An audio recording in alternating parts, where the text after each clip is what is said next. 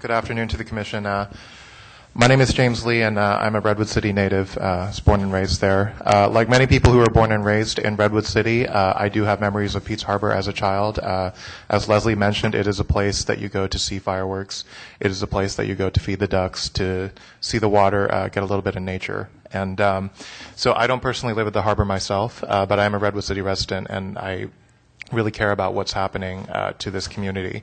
It is a community. It's almost, with the liverboards and the folks who live in their mobile homes at the harbor, there's almost 200 people, or there were almost 200 people before this process started. I want to talk about, before we came here today, we've actually been lobbying over a few blocks down at the Capitol. We've talked to our state assembly members, state senators, and all the staff members we talked to have said, so, why are you here? Why aren't you not at the city level? And one thing I want to convey to the Commission today is that we have made no headway at the city level. The folks at Save Pete's Harbor, folks like myself who are Redwood City residents, we've gone to multiple planning commission meetings, city council meetings, and it's like talking to a brick wall. It's really hard to get any sort of headway. And the city recently also passed a new set of guidelines for how land use appeal hearings will be held. And those were voted on by the city council a week after the Pete's Harbor residents filed their appeal with the city.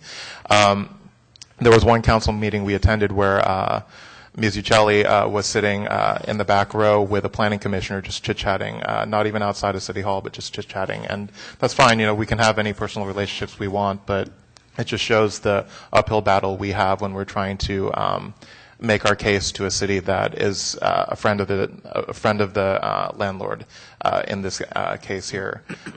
The folks at Pete's Harbor, when this process started, they should have been able to go to their city officials to ask for help, whether it was for relocation, mitigation, compromise, like we were talking about.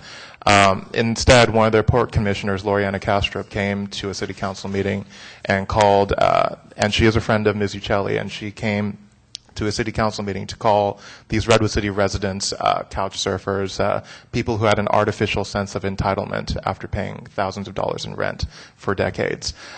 This is what we're dealing with, and when we talk to elected officials, what we always get is that this is not in their purview. What happens in the city is not in their purview, even though the general plan for the city says that Pete's Harbor is great because it adds to the affordable housing element for the city. And so that's why we're here at the state level. We want you to do what you can that is in your purview. We are here to ask that you refuse to consent to assign the lease, and certainly refuse to transfer the lease if there's going to be a change in the use of the marina from commercial public access to private and residential. Thank you so much.